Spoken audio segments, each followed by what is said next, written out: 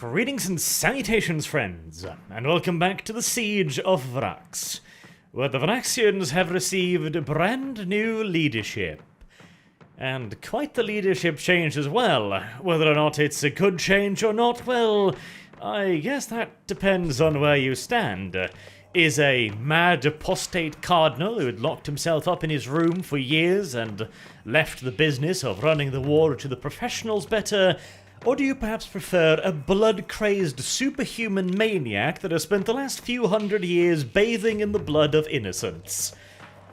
You know, personally I think I'll go for the crazed apostate. At least with him in charge, there was a decent chance of maybe possibly living out the week. Though even with that taken into consideration, it wasn't necessarily an easy choice. Those endless, droning sermons that the Cardinal introduced, oof. Maybe life just simply isn't worth living anymore. But regardless of the preferences of the Vraksian defenders, the war would carry on just the same. As far as the Imperials were concerned, they were utterly oblivious to the drama happening behind the Vraksian lines. Considering the sudden increase in the numbers of inquisitive inquisitors, Imperial intelligence didn't seem to have actually improved much with their arrival. And so, the 88th Inquisitorial Siege Army just continued as it had been ordered to. The 30th Line Corps had of course been halted in its attempt to complete the encirclement of the Vraksian citadel, and currently the 1st and 46th Line Corps were pushing in to seize Hill 202 and to destroy any remaining enemy positions outside of the curtain walls, allowing both of the Line Corps to attack the curtain walls themselves in the next phase of offensive operations. The 46th Line Corps was still more or less stuck trying to take Hill 202, but the 1st Line Corps was making considerable gains. And since the enemy's resistance was finally beginning to crumble, Lord Inquisitor Hector Rex decided to up the ante. No longer would the 1st Line Corps be allowed to simply move up to the curtain walls and prepare for further offensives. They were now to push onwards until they had either breached the curtain walls or captured the main gate in sector 579459. Until either one of these objectives had been achieved and the 1st Line Corps was through the curtain walls, they would not be allowed to call off their offensive. I imagine that in the 1st Line Corps' command bunkers there was much whooping and celebration for this order, as all of the Death Corps officers present, of course, had heard about the previous attempt at breaching the curtain walls, how many times the Death Corps had been thrown back there, and how steep the casualties had become. And now the 1st Line Corps was expected to do the same thing, but with less support. At least I am sure the commanders were overjoyed to hear that after they had broken through the curtain walls, not before mind you, they would finally be afforded the support of Legio Astorum. If there even was a 1st Line Corps left to support at that point anyways. This new Inquisitor certainly was optimistic, but hey, his optimism had worked out surprisingly well so far, so might as well ride the wave of success whilst it lasts. And luckily for the 1st Line Corps, the Titans of Legio Astorum had finally decided to rejoin the fight, and would now move up to support the 1st Line Corps' efforts to break through the curtain walls. As for the 46th Line Corps, their progress had been considerably more painful.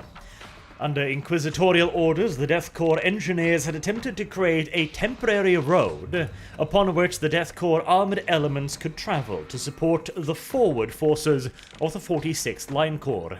Unfortunately, the construction of this road had taken far longer than expected. It had been continuously bombarded by enemy heavy guns, with observers able to overlook the road directly, and the engineers had been continuously plastered both by heavy artillery and infantry crew-served heavy weapons ensconced within the hill itself. At all times of the day, the Death Corps engineers were under a constant hail of projectiles launched from mortars, heavy bolters, stubbers, and rocket launchers. The first engineer company sent forward to construct the road had been mauled so badly it could no longer continue construction operations. A second company was sent forward, and it too was soon mauled just as badly.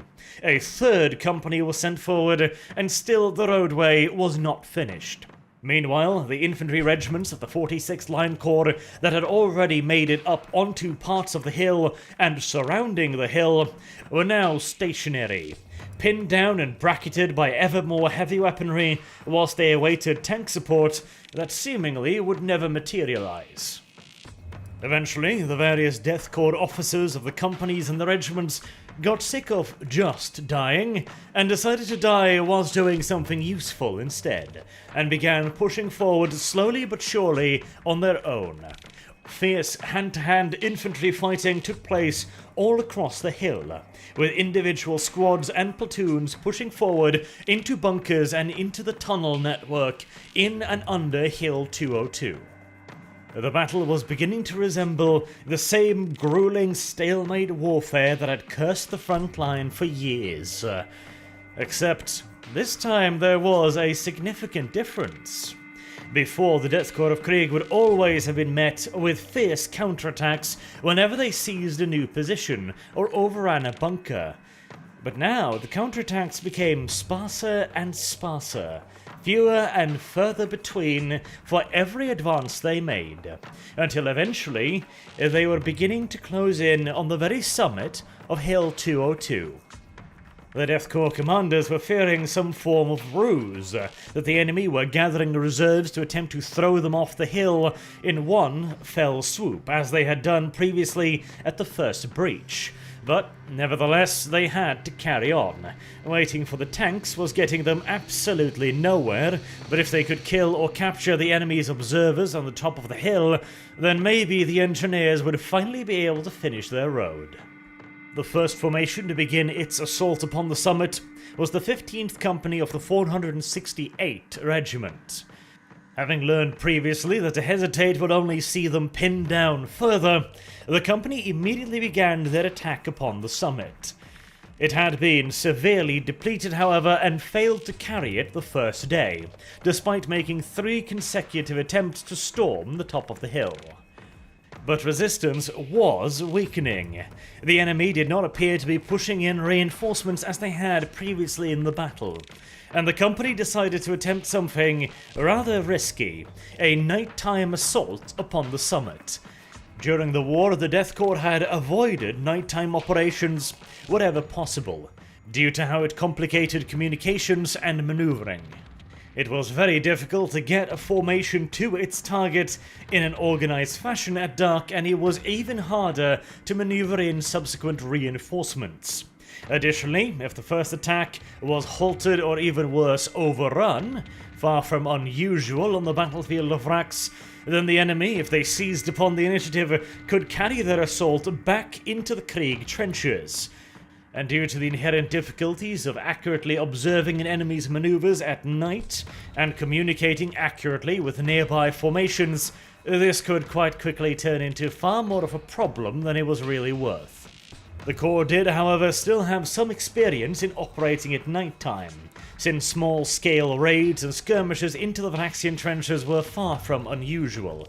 This time they had the advantage of knowing precisely where they were going, and the fact that the enemy themselves had allowed them a bit more to work with.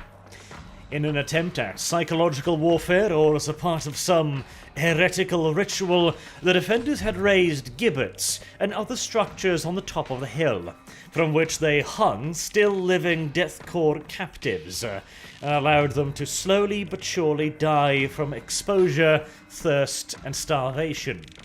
During the night, to ensure that the Death Corps could still see the grisly spectacles, they had illumination pointed towards them.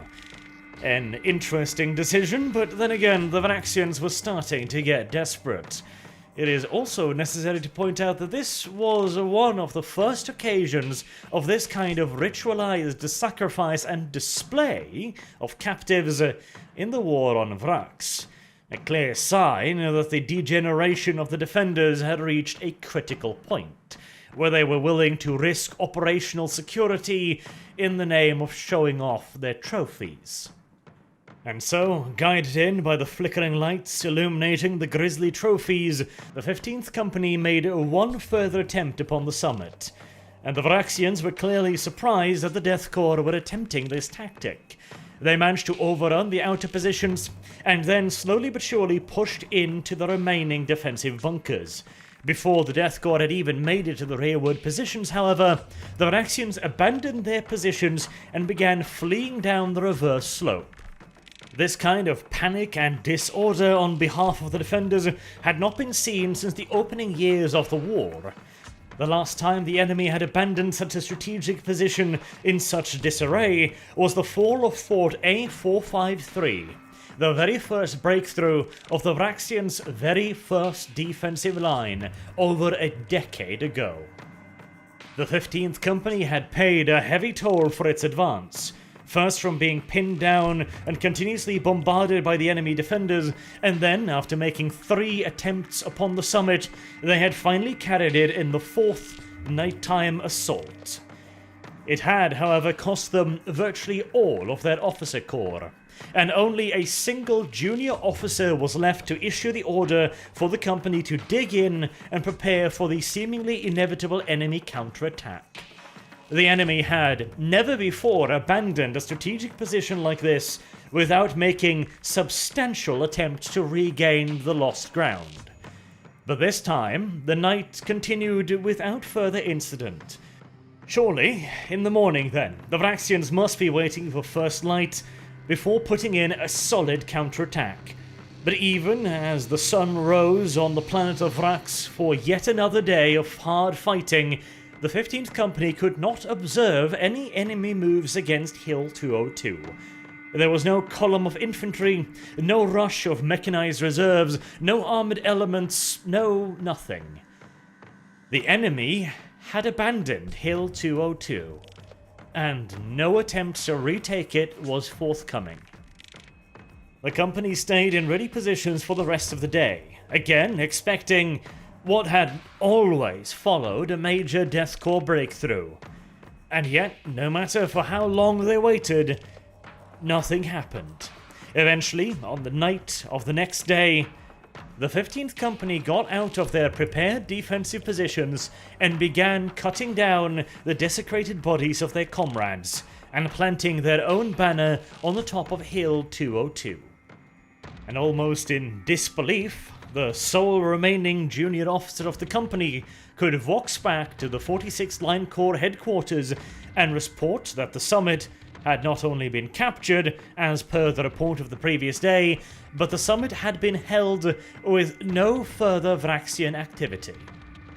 And as the junior officer put down the Vox receiver, he looked out upon the curtain walls, and way off in the distance, finally visible from this elevated position, way beyond the curtain walls, stood the final citadel of Vraks, the enemy's last major bastion, and the only remaining major center of resistance. If it could be taken, the war on Vraks would finally come to an end.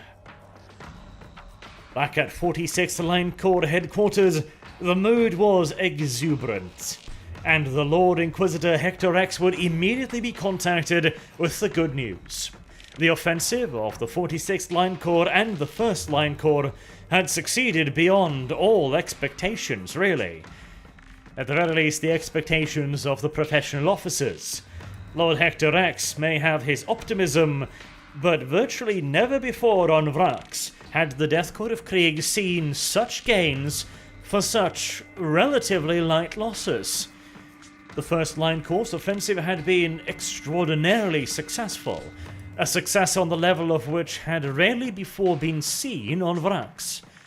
And as for the 46th Line Corps, its losses on a day-by-day basis were heavy, rivaling those of the Great Offensive, but the battle had lasted nowhere near as long. And whilst many an officer took note of the fact that if their enemy had fought with the same determination that they did during the Great Offensive, the 46th Line Corps would almost certainly have been bled dry at this rate. But the simple fact was, the enemy had not fought like the enemy of the Great Offensive. They had made a serious and determined resistance as long as the Death Corps was held at bay.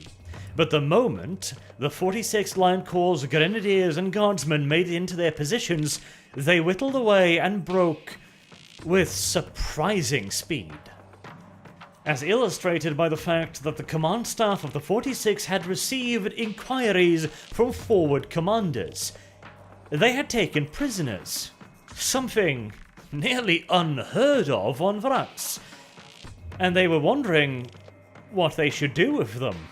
There was virtually no doctrine in place or organizational structure with which to take care of the prisoners. The Vraxians fought to the death almost universally, and if they could not fight to the death, they withdraw in calm, organized fashion. Only when pressed to the absolute limit did they ever break and truly flee. But now, the forward companies were taking prisoners by the hundreds, and the siege regiments had no idea what to do with them or where to put them. Neither did the command staff of the 46, to be honest. In the entirety of the 88th Inquisitorial Siege Army, there was not so much as a single prisoner camp. Nor had the quartermasters made any plans for feeding prisoners. Previously, on the handful of occasions that prisoners had been taken, they had either been summarily executed or thrown into the labor companies, which were living as de facto prisoners regardless.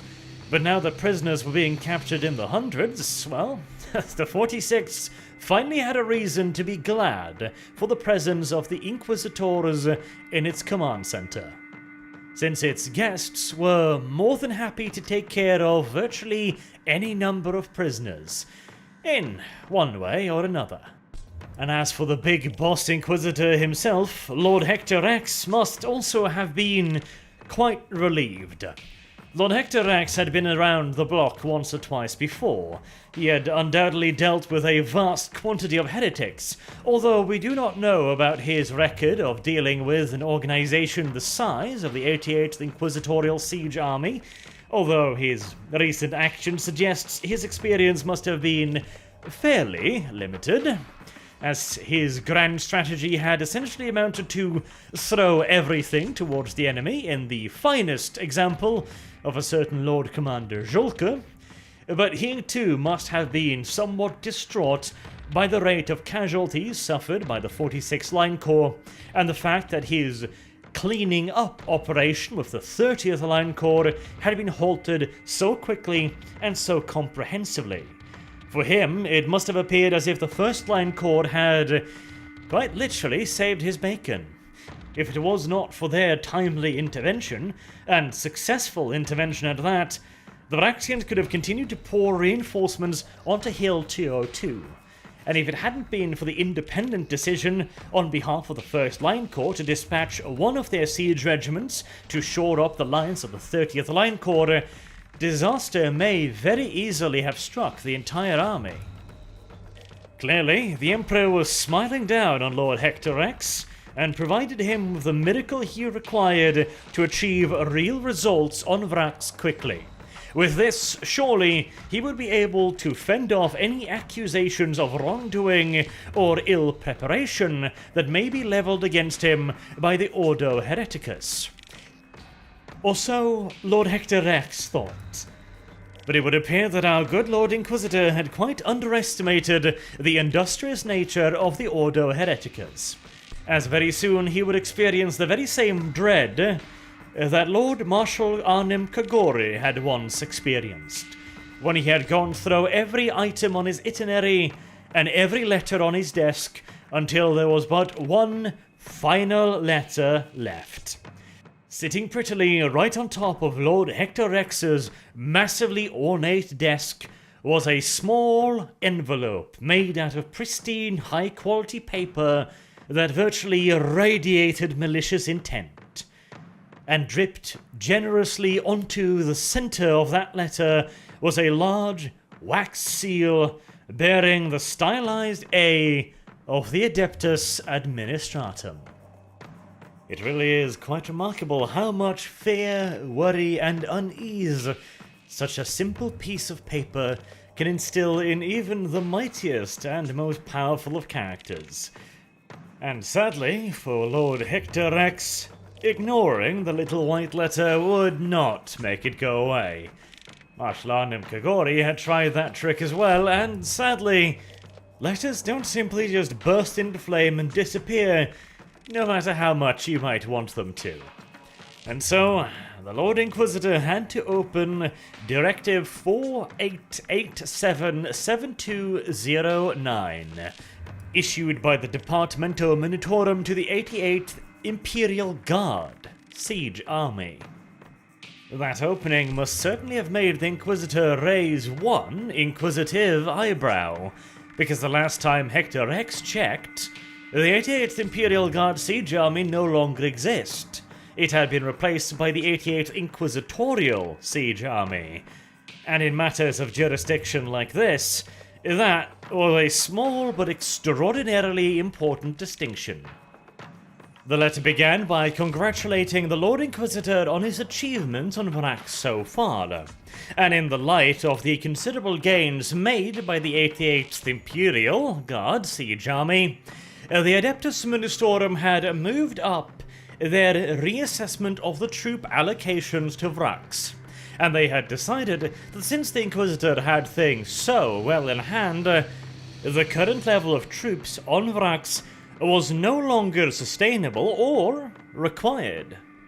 And since the Adeptus Munitorum knew, of course, that the Lord Inquisitor wished to execute the war on Vraks as effectively as possible, they had taken it upon themselves to recalculate the troops deployed to the Vraxian theatre.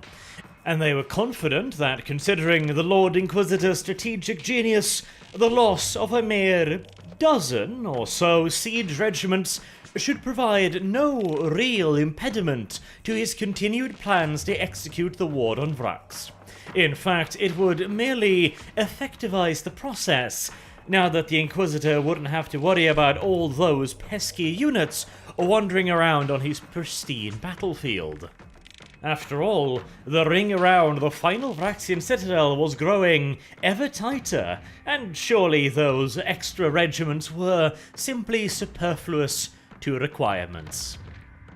Lord Inquisitor Hector Rex, however, was of a different opinion. An opinion he made manifest by smashing his desk to splinters. Adeptus Administratum letter still atop it, and began dictating his very own letter to be sent to Terra, addressed to the inquisitorial representative that was currently occupying the seat of one of the High Lords of Terra. In the letter, Lord Hector laid out the situation in exceedingly unflattering and some might even say somewhat venomous terms. He considers this nothing short than direct intervention by the Adeptus Administratum and Departamento Munitorium into inquisitorial business. The 88th Imperial Guard Siege Army no longer existed. It had been fully absorbed into the Ordo Malus, and any attempt on behalf of the Departamento Munitorum to reduce or otherwise hinder the operational capacity of this formation must therefore be viewed as a direct attempt to interfere in the business of the God Emperor's most holy Inquisition. It was a letter that was, by no meaning of the word or stretch of the definition, a diplomatic letter. It was barely short of a full-out condemnation of the Munitorum. Whilst, of course, Lord Hector Rex himself knew full well that the idea of reducing the 88s had not originated within the halls of the Munitorum. This letter had the handwriting of the Ordo Hereticus and their ecclesiarchy allies all over it. It was an effort to make Lord Hector look bad by locking him into an endless stalemate on the Vraxian frontier, thereby illustrating his lacking abilities as a leader, opening him up to further criticism from the Ordo Hereticus at the next Scarus Conclave. A conclave that would undoubtedly be called swiftly and conveniently by another Ordo Hereticus operative. And so Lord Hector decided to respond with a warning shot, in the form of his extraordinarily inflammatory letter. He would send a petition to the High Lord, seeking support specifically from the inquisitorial representative, and until he received a response to that petition, he would not give up any of his siege regiments. Hopefully, this would discourage the various elements that were working against him, by saying, "Look, I have the support of the High Lords. You should get out of my way because I have friends in high places indeed." Unfortunately for Lord Hector Rex, even a petition as important as his still had to wait for months before receiving the attention of the High Lords, as that august body deals with petitions from across the entirety of the Imperium. Thousands upon thousands of cases would be streaming in virtually every day, and each and every one would have to be deliberated upon and voted on by the High Lords. This gave Lord Hector's enemies a lot of time to plot, plan, and to prepare. And they had clearly gained access to the Lord Inquisitor's message, because when it finally arrived before the High Lords, they were more than prepared for it. The High Inquisitor's letter was denounced as baseless and unnecessarily inflammatory by the High Master of the Departamento Monitorum, stating that this was a missive penned by a man desperate to retain undue command over the armies of the Imperium of Man, for God Emperor only knows what unspeakable reason. The implications being quite obvious to everyone in the room. And judging by the sagacious nodding heads of the High Lord of the Adeptus Administratum and the High Ecclesiarch, Lord Inquisitor Hector Rex had underestimated the political reach of his adversaries, as his emissary found himself on the receiving end of scorching rebukes, both from the Master of the Administratum and the High Ecclesiarch himself. With 3 of the High Lords set firmly against the High Inquisitor's proposal, it was, in reality, as good as dead.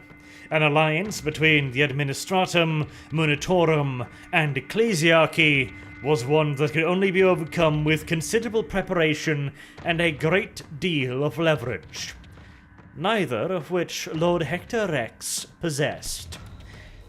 And when the Fabricator General of the Adeptus Mechanicus and the Lord Militant Solar both abstained from voting, the only 2 reasonable allies that the Lord Inquisitor may have hoped for, the writing was well and truly on the wall. Directive 48877209 would stand, although in a slightly amended form. Clearly, some of the other High Lords had been pulling some strings in the background, and the Lord Inquisitor would be allowed to retain a few more of the regiments originally ordered to retreat from the front. This was a stinging defeat for the High Inquisitor. In one fell swoop, he had lost virtually an entire line corps, as 3 regiments of the 1st Line Corps was withdrawn from the front. The entirety of the 19th Bombardment Corps would also be withdrawn, along with virtually the entirety of the 8th Assault Corps, the High Inquisitor managing to just barely secure the transfer of the 11th Tank Regiment over to the 11th Assault Corps, which would remain on the Vraxian theatre.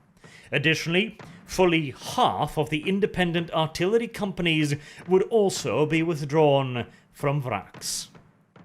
All in all, that meant that 1.1 million men would exit the 88th Inquisitorial Siege Army, along with 2,000 tanks, 800 Gorgons, and 47,000 pieces of artillery. And worse yet again than the sheer number of troops being withdrawn was the selection of troops. The loss of the 1st Line Corps was a blow, but not necessarily a fatal one. The 88th had plentiful infantry, and even without the 1st, they still retained the 12th Line Corps, the 30th, the 34th, and the 46th. But the loss of fully half of the 88th's tank and artillery formations was a far more severe hit, drastically reducing the firepower, offensive capabilities, and mobility of the entire army. And since his petition to the High Lords had failed, Vraks really had no further legal recourse. His only other option would be to refuse to carry out his orders. But that was not really much of an option at all. Especially not since he was painfully aware of who was really behind the order to reduce his army, and especially in such a precise manner. And so he simply stood by and watched the chosen regiments board their super heavy transports and head up into orbit to go, God Emperor only knows where. Nobody saw fit to inform the High Inquisitor of where the regiments were actually headed. And soon thereafter, Vraks received a confirmation of sorts that he had chosen correctly when letting the regiments go, as news soon reached the Lord Inquisitor that his emissaries to the High Lords of Terror had all been assassinated, decapitated within their very own staterooms in a particularly brutal and vicious manner, and with an exceedingly sharp blade. The wounds left upon the corpses and gouged in the walls and the furniture of the stateroom could only have come from a phase blade, a weapon exclusively used by the agents of the Officio Assassinorum. And not even the most amateurish 2-bit assassin would ever leave such clear and visible traces behind of his handiwork. Unless, of course, he was specifically instructed to do so. And the warning was no doubt heard loud and clear by Lord Hector, who began reorganizing his remaining troops to finish off the war as quickly as possible, before the various forces arrayed against him could figure out new and interesting ways to fuck him over. And the first piece of rearrangement the Lord Inquisitor had to commit to was who was going to replace the 1st Line Corps. Having the 1st pulled out practically in the middle of their successful offensive was unfortunate, to put it mildly, but their place would be taken by the 12th Line Corps, who would detail the 143rd Siege Regiment to continue attacking in Sector 579-459, where the main gates leading in past the curtain walls was located. It would, however, take weeks upon weeks to move the 12th Line Corps into positions, yet further weeks to rearrange all of the artillery assets on Vraks, and then yet further weeks for the engineering elements to prepare offensive saps, new storage areas, and new artillery lines. It would take so long, in fact, that you're going to have to wait for that until the next episode. But hopefully there will be 2 this week, so you shan't have to wait for too long. Until then, I have been Arch. Thank you all very much for watching, and I hope to see you all again soon. Have a good day.